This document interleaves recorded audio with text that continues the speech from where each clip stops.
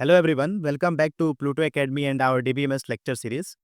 हमने अपने DBMS lecture series में अभी तक सारे इंपॉर्टेंट फाउंडेशनल टॉपिक्स को कवर कर लिए हैं। अब समय आ गया है हम कुछ ऐसे इंपॉर्टेंट टॉपिक्स को देखें जो हमारे इंटरव्यू टाइप्स ऑफ क्वेश्चंस में बहुत ही हेल्पफुल होंगे। हमने अभी तक अपने डीबीएमएस लेक्चर सीरीज में क्या-क्या देखा है, एक बार हम उसका रिव्यू कर लेते हैं। जैसे हमने देखा है व्हाट इज़ डीबीएमएस, डीबीएमएस क्या होता है, ईआर मॉडलिंग क्या होती है, रिलेशनशिप्स क्या होते हैं, एट्रीब्यूट्स क्या होते हैं। और हमने पिछले कुछ लेक्चर्स में रिलेशनल डेटाबेस मॉडलिंग के बारे में भी अच्छे से पढ़ लिया। तो आज का लेक्चर बहुत ही इंपॉर्टेंट है। ये टॉपिक नॉर्मलाइजेशन के ऊपर है और नॉर्मलाइजेशन क्या होता है और उसके जो टाइप्स हैं, ये सब हम डिस्कस करेंगे आज के लेक्चर में। तो बेसिकली ये कॉन्सेप्ट हर डेटाबेस डिजाइन के लिए बहुत ही इंपॉर्टेंट है और इंटरव्यू में भी बार-बार नॉर्मलाइजेशन से क्वेश्चंस पूछे जाते हैं। तो हम स्टेप बाय स्टेप समझते हैं कि नॉर्मलाइजेशन क्या होता है और ये किस टाइप के प्रॉब्लम्स को सॉल्व करता है और इसके टाइप्स क्या हैं। तो basically normalization is a process to reduce data redundancy and improve consistency और it divides data into multiple related tables. तो बेसिकली नॉर्मलाइजेशन जो होता है एक ऐसी प्रोसेस है जिसमें हम अपने डेटाबेस को ऐसे डिजाइन करते हैं कि डेटा क्या डुप्लीकेशन कम हो और डेटा कंसिस्टेंसी बनी रहे। और इसमें हम डेटा को अलग-अलग रिलेटेड टेबल्स में डिवाइड करते हैं। जैसे कि आप किसी एक टेबल में रिपीटेड डेटा स्टोर करते हो, तो वहाँ पे क्या होता है, वहाँ पे डेटा रिडंडेंसी क्रिएट हो जाता है। और अगर कहीं एक जगह डेटा अपडेट हुआ और दूसरी जगह नहीं हुआ, तो वो इनकंसिस्टेंसी हो जाता है। तो बेसिकली नॉर्मलाइजेशन यही करता है। नॉर्मलाइजेशन के प्रोसेस से हम डेटा के रिडंडेंसी को रिड्यूस करते हैं और उसके कंसिस्टेंसी को इम्प्रूव करते हैं। मीन्स नॉर्मलाइजेशन ऑर्गेनाइज डेटा और easy to manage and less errors. ये एक पॉइंट है, आप अपने सेमेस्टर एग्जाम में लिख सकते हैं। अब हम बात करते हैं कि डेटा रिडंडेंसी होता क्या है और ये कैसे काम करता है और डेटा कंसिस्टेंसी क्या होता है। तो सबसे पहले हम देखते हैं डेटा रिडंडेंसी। तो बेसिकली जैसे मैंने आपको बताया कि डेटा रिडंडेंसी होता है duplicate data, means same data again and again repeat होता है। और दूसरा होता है कंसिस्टेंसी। कंसिस्टेंसी मीन्स अगर कहीं एक जगह चेंज हुआ तो दूसरी जगह रिफ्लेक्ट होता है। जैसे कि रिडंडेंसी का मतलब सेम डेटा बार बार रिपीट होना। कंसिस्टेंसी का मतलब होता है अगर एक जगह डेटा को चेंज करें तो वो हर जगह रिफ्लेक्ट होता है।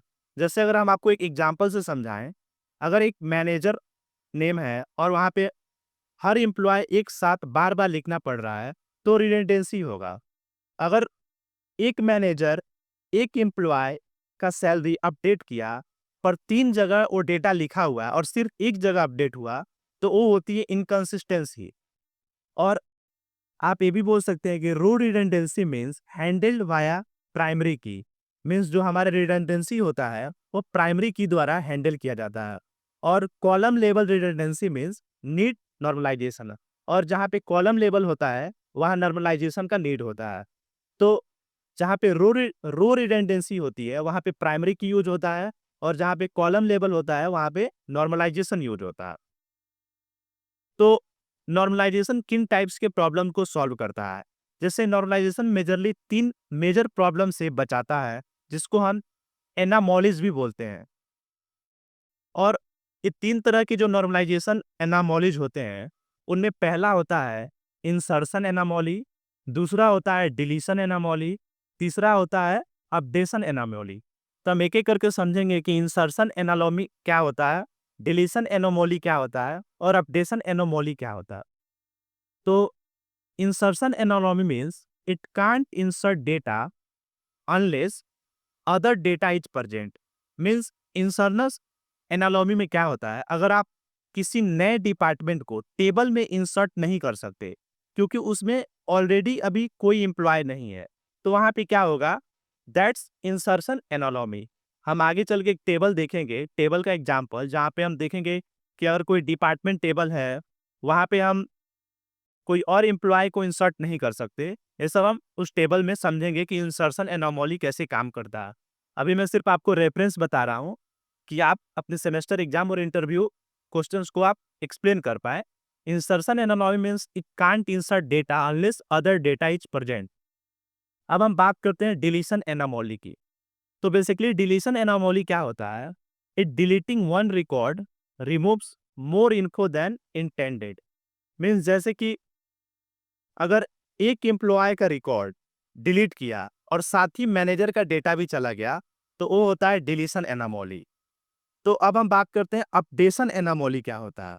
तो basically updation anomaly means it multiple changes needed to update same data. So updation anomaly में क्या होता है, अगर आप एचआर डिपार्टमेंट के सब एम्प्लॉय का सैलरी को बदलना चाहते हैं, तो हम क्या करते हैं, 3-4 जगह मैनुअली चेंज करना पड़ता है। तो वहाँ पे हम बोल सकते हैं अपडेशन एनोमली। तो हमने 3 तरह के एनोमलीज़ पढ़े, पहला इंसर्शन एनोमली, दूसरा डिलीशन एनोमली, तीसरा अपडेशन एनोमली। इंसर्शन एनोमली में हमने देखा it can't insert data unless other data is present. Second हमने देखा डिलीशन एनोमली, जहाँ पे हमने देखा अगर एक एम्प्लॉय का रिकॉर्ड डिलीट किया हुआ है और साथ ही मैनेजर का भी डेटा चला गया है, तो उसको हम डिलीशन एनोमली बोल सकते हैं। अपडेशन एनोमली में हमने देखा कि एचआर डिपार्टमेंट के सब एम्प्लॉय का सैलरी अगर बढ़ाना है, तो हमको 3-4 जगह मैनुअली चेंज करना पड़ेगा, उसको हम बोलते हैं अपडेशन एनोमली। तो 3 तरह के एनोमलीज होते हैं जो नॉर्मलाइजेशन इसको बचाता है, मीन्स सॉल्व करता है। 3 तरह के प्रॉब्लम्स को नॉर्मलाइजेशन सॉल्व करता है। अब हम एक सैंपल टेबल देखेंगे जहाँ पे हम रिडंडेंसी और एनामोलीज को समझेंगे, जो मैंने आपको उसके डेफिनेशन में एग्जांपल देके बताया था। इस टेबल में आप देखिए कि सेम मैनेजर और सैलरी बार-बार रिपीट हो रही है। यहाँ पे देखिए मैनेजर का नाम यहाँ पे राज और सेम यहाँ पे भी राज लिखा हुआ है और यहाँ पे उसकी सैलरी 1500 और इस रो में भी उसकी सैलरी 1500 लिखी हुई है। मीन्स यहाँ पे क्या हो रहा है, मैनेजर और सैलरी बार-बार रिपीट हो रही है। अगर हमको एचआर का सैलरी चेंज करना पड़े, तो 3 रोज अपडेट करनी पड़ेगी। जैसे एचआर में यहाँ पे अविनाश सैलरी 1000, तो एचआर अविनाश, एचआर अविनाश और एचआर अविनाश और तीनों जगह सैलरी 1000 लिखी हुई है। अगर हम इस सैलरी को चेंज करेंगे, तो हमको 3 रो को अपडेट करनी पड़ेगी।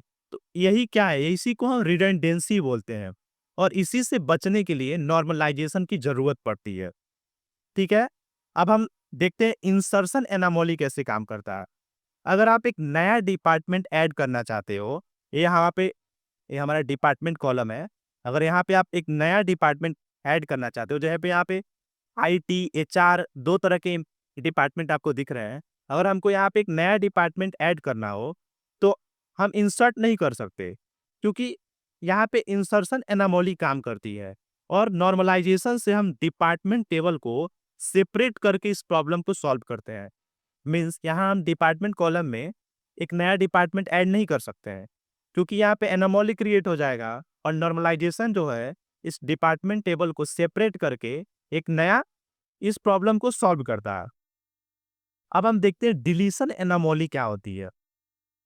जैसे अगर किसी एक एम्प्लॉय का रिकॉर्ड डिलीट होता है, तो साथ ही साथ डिपार्टमेंट का डेटा भी चला जाता है।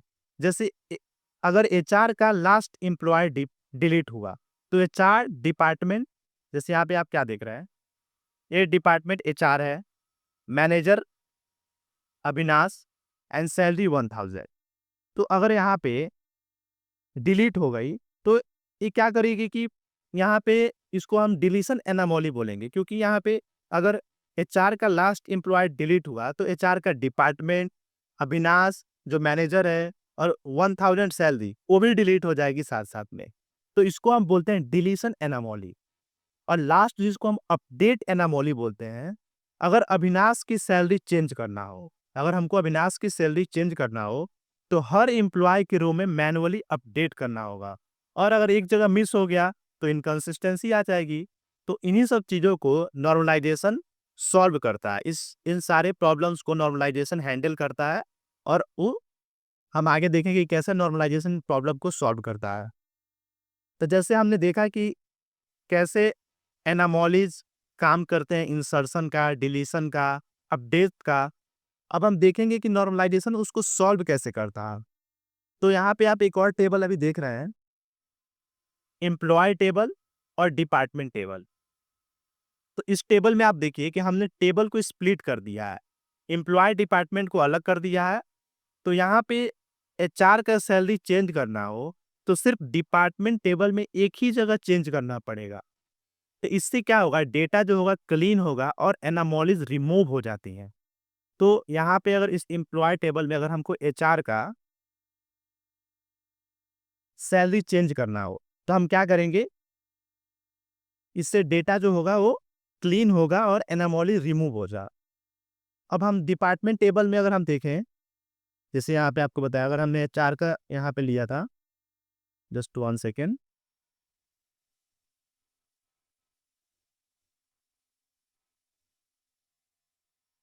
हाँ, यहाँ पे हमने एचआर का सैलरी, ये एचआर डिपार्टमेंट है और ये एचआर डिपार्टमेंट है। तो हमने यहाँ पे एम्प्लॉय और डिपार्टमेंट को सेपरेट कर दिया है। ये एम्प्लॉय टेबल है और ये डिपार्टमेंट टेबल है। अब अगर एचआर का सैलरी चेंज करना हो तो सिर्फ डिपार्टमेंट टेबल में एक ही जगह चेंज करना पड़ेगा। तो यहाँ पे डिपार्टमेंट आईटी, मैनेजर राज और salary 1500। Same department HR, manager Avinash और सैलरी 1000। तो यहाँ पे क्या हो रहा है, डेटा क्लीन हो रहा है और एनामोलीज को रिमूव कर रहा है। तो ये था कैसे नॉर्मलाइजेशन सॉल्व करता है हमारे एनामोलीज को। तो हम ये डिस्कस कर लिए अभी तक कि नॉर्मलाइजेशन क्या होता है और उसका नीड क्या है, कैसे किन तरह के एनामोलीज होते हैं, इंसर्शन एनामोली, डिलीशन एनामोली एंड अपडेशन एनामोली। उसके बाद हमने देखा कि कैसे रिडंडेंसी और एनामोलीज क्रिएट होता है और नॉर्मलाइजेशन कैसे इसको सॉल्व करता है। अब नॉर्मलाइजेशन के कुछ टाइप्स भी होते हैं, टाइप्स ऑफ नॉर्मल फॉर्म्स। जैसे कि पहला होता है 1NF फर्स्ट नॉर्मल फॉर्म, दूसरा होता है सेकंड नॉर्मल फॉर्म, तीसरा थर्ड नॉर्मल फॉर्म, और जो लास्ट होता है उसको हम वाइकी कॉर्ड नॉर्मल फॉर्म बोलते हैं, जिसको हम शॉर्ट में BCNF बोलते हैं। तो अभी मैं आपको शॉर्ट ट्रिप एक बता देता हूँ कि 1NF क्या होता है, 2NF क्या होता है, 3NF क्या होता है, और आगे के लेक्चर्स में हम डिटेल में इन सारी चीज़ों को पढ़ेंगे कि 1NF क्या होता है, उसके एग्जाम्पल्स क्या होते हैं और कैसे काम करता है। सेम 2NF, 3NF और BCNF, क्योंकि ये टॉपिक्स बहुत इंपॉर्टेंट है। सेमेस्टर एग्जाम और इंटरव्यू क्वेश्चंस में इनसे बहुत सारे क्वेश्चंस पूछे जाते हैं। तो मैं अभी आपको थोड़ा शॉर्ट में बता देता हूँ। 1NF जो होता है वहाँ पे हर कॉलम में एटॉमिक इंडिविजुअल वैल्यू होना चाहिए, और 2NF में क्या होता है, टेबल जो होगा वो 1NF में होना चाहिए, और जितने भी नन की एट्रीब्यूट्स होंगे वो फुल्ली डिपेंडेंट ऑन प्राइमरी की होनी चाहिए।